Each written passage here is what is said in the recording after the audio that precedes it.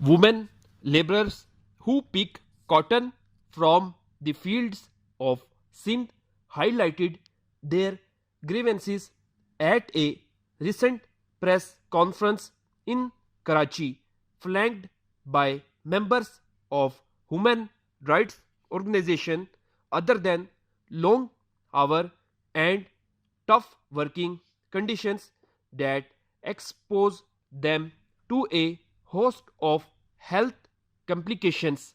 The lack of safety measures provided by employer making them especially vulnerable to disease and injury on the job.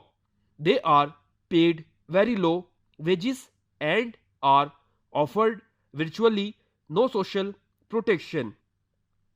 The women present at the event requested the Sindh government to give them the same status and rights that industrial workers are entitled to. Workers employed in the agriculture economy are some of the most exploited and ill-treated, since there is no data and agriculture is considered part of the informal economy.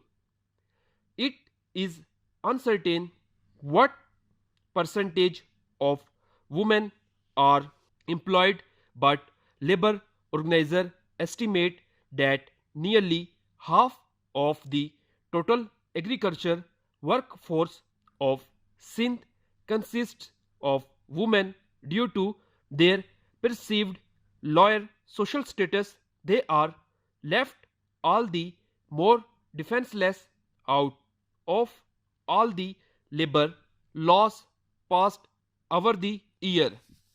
Not a single one has extended to agriculture workers, with the exception of the right to form unions under the Sindh Industrial Relation Act 2013.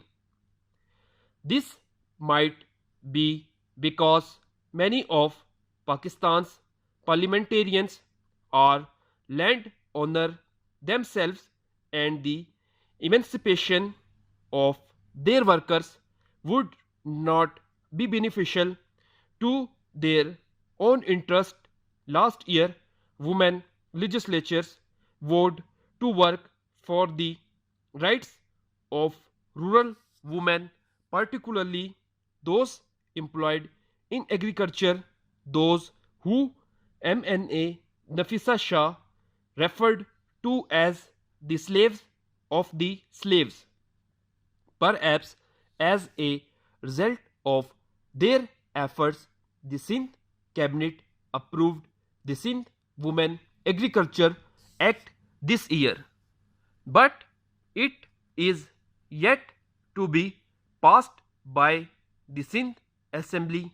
It may be a rare acknowledged truth, but much of this country economy runs on the backs of women. It is time their voices are heard. Updated dictation के लिए मेरे channel को subscribe करें, like करें और मज़ीद आगे share करें।